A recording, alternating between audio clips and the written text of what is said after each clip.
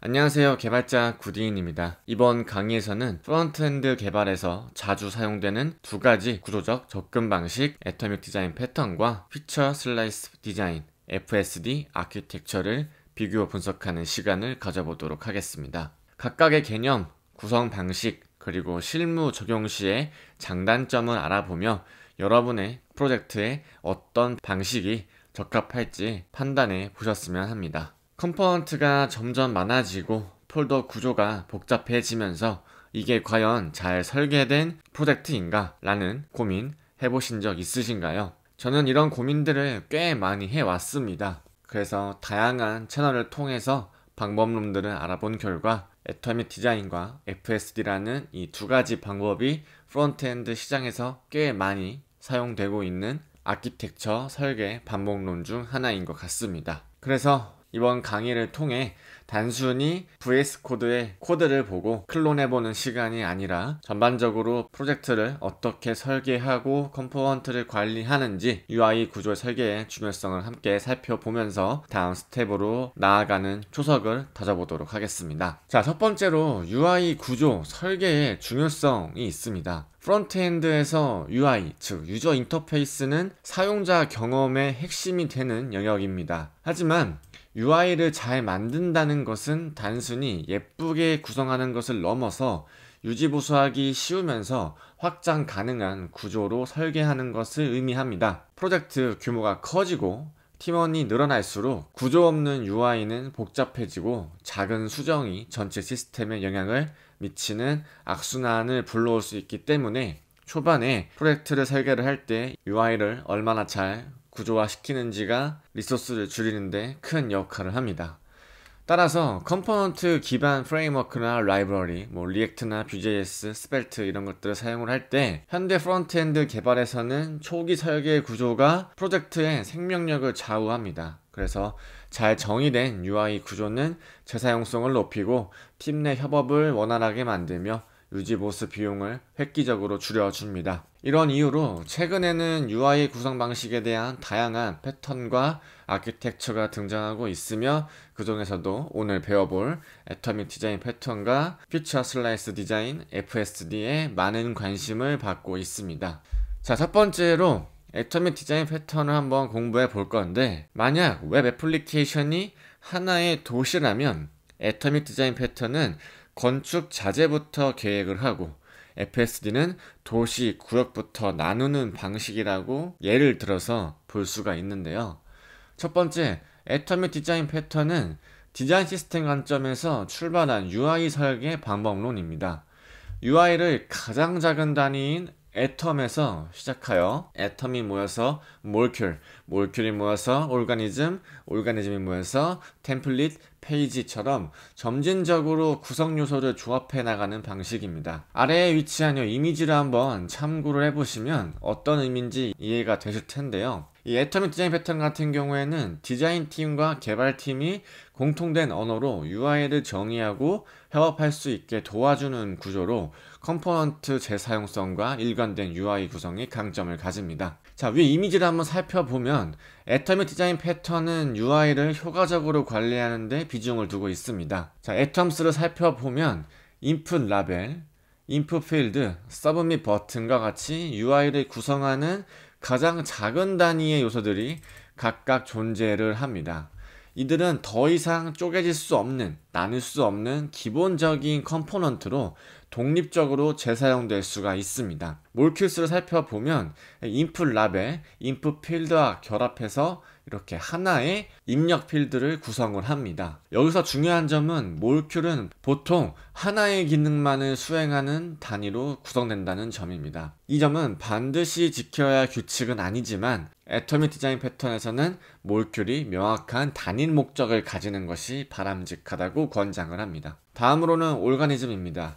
오르가니즘은 여러 몰큘과 애텀 이 두 가지가 조합되어 더 복잡한 UI의 구성 요소입니다. 예를 들어서 여러 개의 입력 필드와 버튼이 포함된 이 로그인 폼을 한번 살펴보면 하나의 폼 자체가 오르가니즘이 될 수가 있습니다. 그래서 우리가 미리 만들어 놓은 애텀스가 조합이 돼서 이렇게 입력 필드를 만들었고요. 이 이메일 입력 필드, 패스워드 입력 필드, 그리고 다른 하나의 애텀인 이 서브밋 버튼이 합쳐져서 올가니즘을 이루는 겁니다. 다음으로는 이 템플릿 부분인데, 템플릿 부분은 사실 사용해도 되고 사용하지 않아도 됩니다. 그러나 원칙적으로 올가니즘들의 조합이 이루어서 템플릿을 이루는데, 템플릿 같은 경우에는 올가니즘들을 배치해서 페이지의 구조적인 틀을 구성을 합니다. 실제 데이터나 컨텐츠 없이 레이아웃 중심으로 정의가 되며 UI의 전반적인 배치를 결정을 합니다.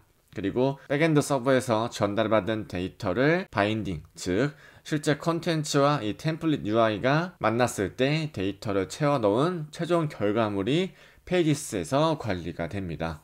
즉 사용자가 실제로 마주하게 되는 완성된 화면이며 페이지 단위에서 다양한 상태, 로딩이나 에러 등 이런 다양한 분기 처리의 로직을 처리할 수가 있습니다. 다음으로는 FSD, Feature Slice Design이라는 FSD 방법론입니다. 자, FSD는 기능 중심의 폴더 구조 설계 아키텍처입니다.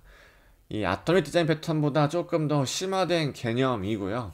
UI 요소보다는 애플리케이션의 도메인 기능을 기준으로 구조를 나누는 것이 핵심입니다. 아래 이미지를 보면 이 레이어스라는 단계가 있는데, 이 안에는 Shared, Entity, Feature, Widget, Page, 앱, 이렇게 6가지의 레이어가 구성되어 있습니다. 여기 보시면 프로세스라는 레이어도 있는데, 이제는 프로세스 레이어는 사용되지 않기 때문에 방금 설명드린 6가지 레이어가 주를 이루고 있고요. 기능 단위로 코드 베이스를 분리하고 팀 간 충돌을 최소화하는 데 초점을 맞춥니다. 왜냐하면 도메인 주도 설계이기 때문에 도메인별로 개발을 하게 되면 사실상 팀원들 간의 팀 간의 충돌을 최소화할 수가 있죠.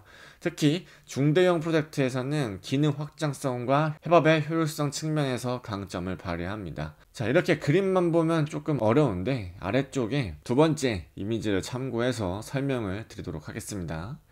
FSD 아키텍처는 생각보다 어려운 개념입니다. UI 관리에 초점을 둔 애토믹 디자인 패턴과 달리 기능적인 부분까지 고려해서 구조 설계를 해야 하기 때문인데요. 도메인과 기능을 기준으로 폴더를 나누고 책임을 분명히 하는 만큼 각 기능별 독립성을 유지하는 데 어려움이 따릅니다.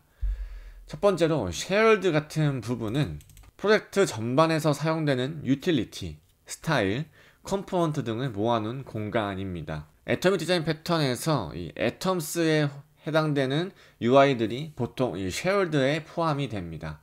왜냐하면 프로젝트 전반에서 사용되기 때문이죠. 특히 컴포넌트 같은 것들이 여기에 해당됩니다. 다음으로는 엔티티스인데, 자, 여기 이미지 한번 보시면 엔티티스에 포터, 앨범이라고 되어 있습니다. 자, 사용자, 상품, 주문처럼 애플리케이션의 핵심 도메인 객체를 나타냅니다. 자, 엔티티스라는 건 보통 백엔드 개념에서 추론된 이론인데요. 쉽게 얘기해서 유저에 대한 정보, 상품에 대한 정보, 주문에 대한 정보를 상태 관리를 여기서 한다고 이해하시면 됩니다. 피처스 같은 경우에는 독립적인 기능 단위입니다.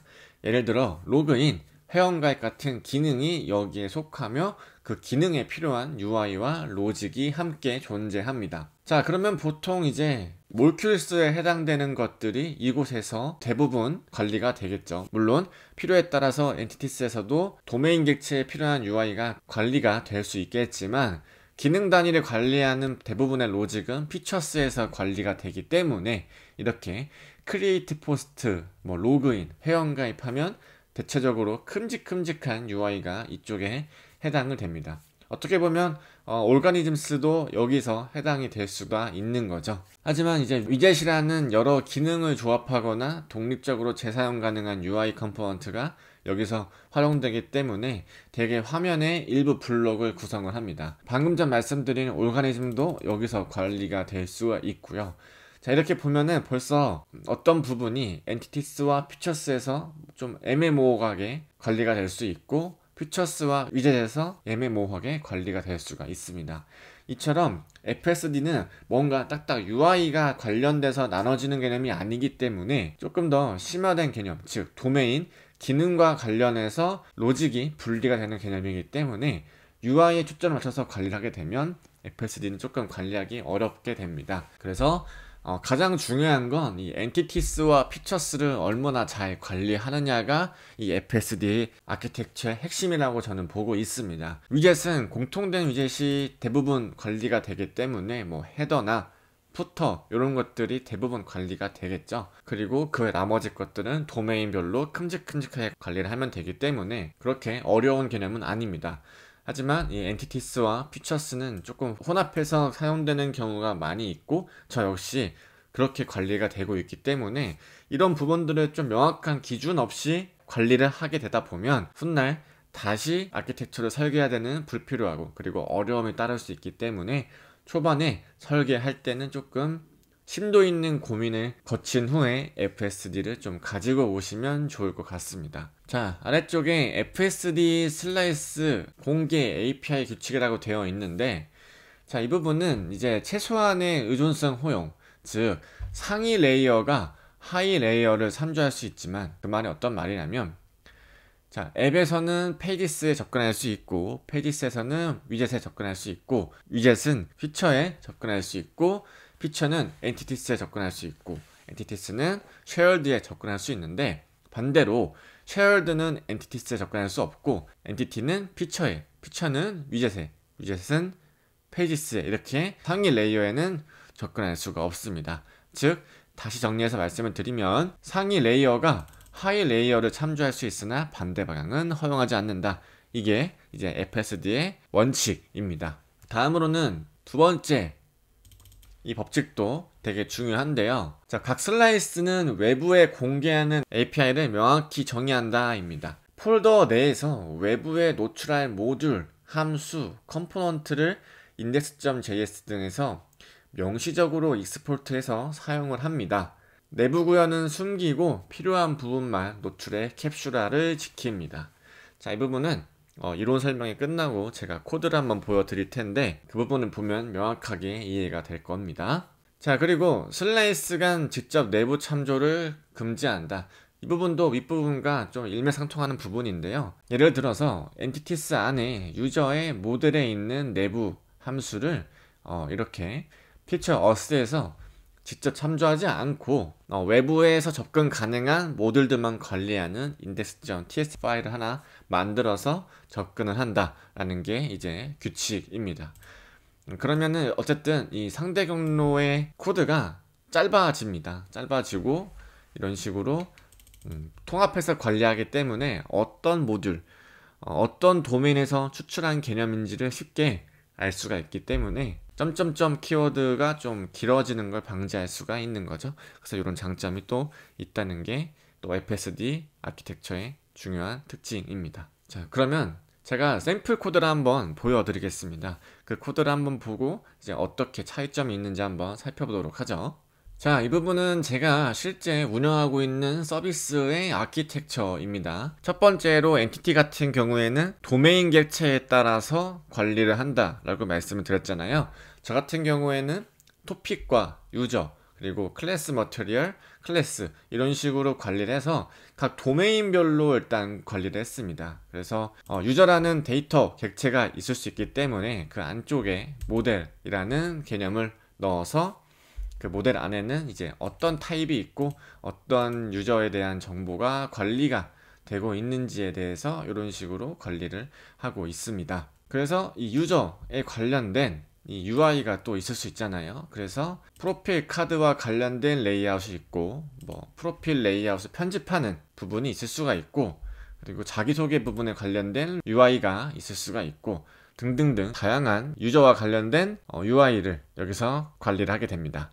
기능이 동작하는 이 API들도 이렇게 있고요. 조금 전 말씀드린 이 두 번째 기능이죠. 외부에 노출된 기능들을 이제 이렇게 index.ts에서 관리를 해서 이런 식으로 하나의 폴더로 관리를 하게 되면 경로를 참조를 할 때 불필요하게 여러 경로를 거치지 않고 활용을 할 수가 있는 거죠.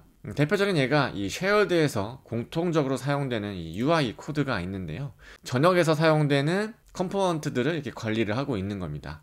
그 중에서도 이렇게 index.ts 파일에서 이 외부에 노출될 것들만 관리를 하게 되면 쉐어드의 이 UI에 index.ts 경로를 접근을 하게 되면 이 안쪽에 외부에 노출될 코드들을 관리를 하게 되면 한 번 더 뎁스를 겹치지 않고 index.ts 파일에서 접근해버리면 쉽게 관리를 할 수 있는 거죠. 이렇게 FSD 아키텍처 같은 경우에는 공개 API 구축을 통해서 팀원들과의 약속을 통하면 쉽게 더 어떤 부분에서 참조하는 기능인지를 명확하게 확인할 수가 있는 거죠. 이런 식으로 코드를 짜면 된다라는 걸 간략하게 한번 설명을 드렸습니다.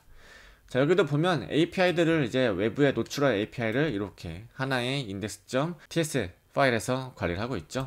모델도 마찬가지고 이렇게 index.ts에서 훅들을 이렇게 관리를 하고 있고, 훅이 아닌 정말 기능만 담당하는 이렇게 서비스 단의 함수 로직도 이 index.ts에서 모델이라는 폴더 안에서 관리하게 되면 우리가 한 번 더 훅인지 서비스인지 경로를 타지 않고 호출을 해버리면 된다는 거죠. 기능 자체를 담당하고 있는 로직이기 때문에 이 하나의 파일에서 관리해도 FSD 아키텍처에서는 크게 무리가 없는 범위에서 관리가 되는 거죠. 자, 이번 시간은 이렇게 애토믹 디자인 패턴과 FSD 아키텍처 모두 장단점이 있는 명확한 설계 패턴이라는 걸 확인해 보았습니다. 프론트엔드 구조 설계 시에는 팀의 규모, 프로젝트 복잡도, 협업 방식 등을 고려해서 가장 적합한 방식을 선택하는 것이 중요합니다. UI의 재사용과 일관성을 중요시한다면 애토믹 디자인 패턴이 적합하고, 기능 단위의 명확한 분리와 확장성을 원한다면 FSD 아키텍처가 효과적입니다. 결국 UI 구조 설계는 정답이 있는 문제가 아니라 최적의 균형점을 찾는 과정입니다. 각각의 철학과 특징을 이해하고 현명하게 활용하는 것이 좋은 결과를 만들어냅니다.